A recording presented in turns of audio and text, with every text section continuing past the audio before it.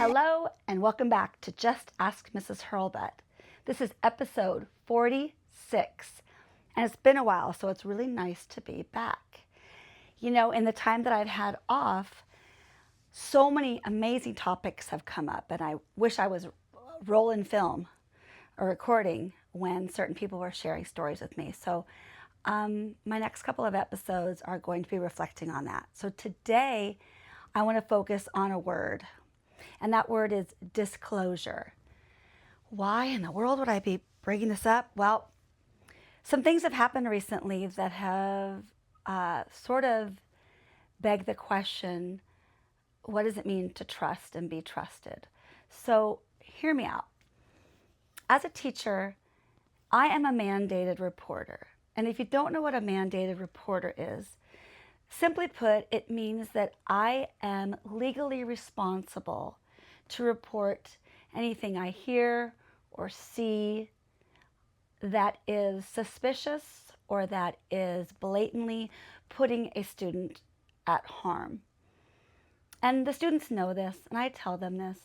And quite often, my students will come to me with something on their heart, and I will always say, I am so here for you. But before you say anything, just know I am a mandated reporter. So if you're in any kind of harm or trouble, I am required to report that. Everybody gets it. Everybody knows it. It doesn't really stop the students from sharing with me, which is beautiful. So that's easy. I sign off on it every year.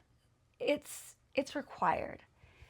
It gets a little tricky though when we talk about things outside of work, whether it's family members or friends who come to you, or come to me as they do, in confidence about things that are going on in their lives.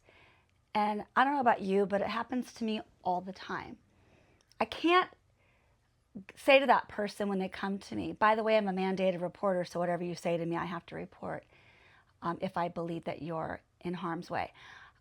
I don't have that luxury, for lack of a better word, with my friends and with my family. And oftentimes things will come up, someone will say to me, please don't share this.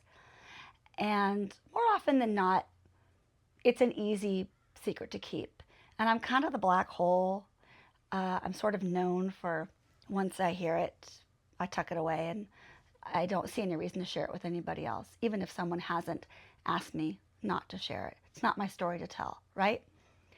So a couple of things have happened where I've been put into that position starting years ago, 40 years ago to be exact. Actually, I think it's going on 41 now, maybe even 42. Ooh, time flies.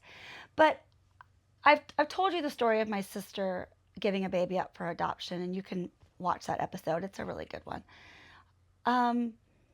But she shared her pregnancy with me and my siblings when I guess I must have been 19 years old. And she very clearly said, please don't tell anybody. It's important that you don't tell anybody. Here's my plan. I've got it all figured out. In 1984, you didn't share things like that, and there was so much shame attached to unplanned pregnancy. So it was difficult, but of course I honored that, so much so that I burned the letter that she sent me. I didn't tell my now husband for many years. So in confidence, I held that. And I held that until the day that sweet boy came back into our lives. That's one thing. Now, there are other examples where you might be asked to hold a secret that you know shouldn't be kept. It needs to be shared with the right people. There have been other examples where I was asked to hold on to a secret that weren't as easy to do, because what happens is you're often then expected to lie for somebody else. And that's when it gets really tricky, because honestly, the truth should always be the common denominator. When you ask someone to keep a secret that forces you to then lie to somebody else or cover up for somebody else, the person that's asking you to hold that secret is now putting you in harm's way or putting you in a compromising position. And honestly, that's not fair.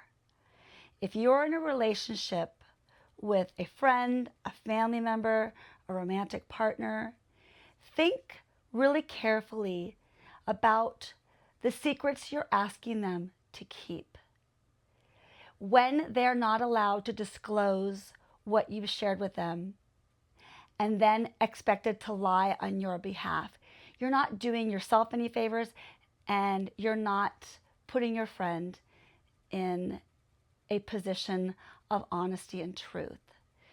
So what do you do when somebody has asked you to keep a secret that has happened to them that could very likely lead to a larger incident, especially if something that someone has done is illegal or harmful in some way?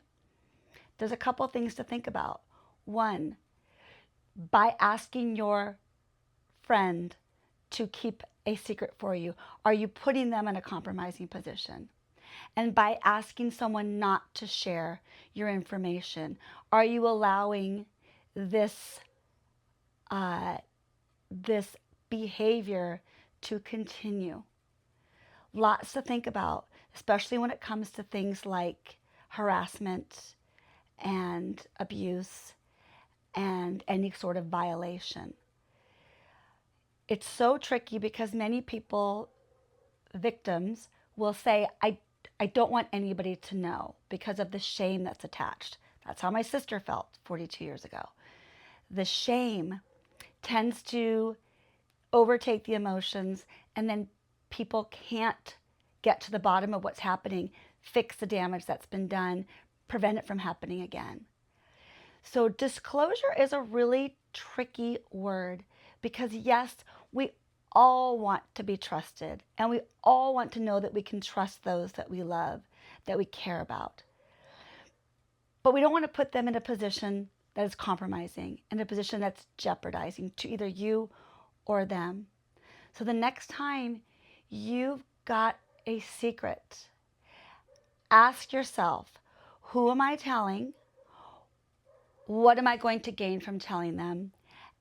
And how can we turn this into something positive? How can we get to the truth in a way that protects each of us? I'm being vague because I don't want to share details of information that I know, but there are times when things get tricky.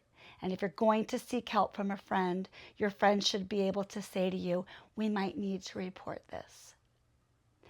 At least listen to them, hear them out. And if you're the friend who's receiving this information, don't be afraid to give your loved one all the different perspectives. They're coming to you for a reason. Obviously, they trust you. Obviously, they think that you're going to offer them guidance. And by the way, when we confide in people, it shouldn't just be to have a shoulder to cry on. You've now let this information out into the ears of a receiver. And that receiver you chose mindfully. So they're probably going to have opinions about the matter.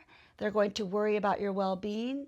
They're going to want to care for you in the best way you can. But if you say to them, please don't tell anybody, you're putting them in a position where they not only can't help, but now they're being bound to this secret, can't share it, and then it weighs on them, and then they suffer.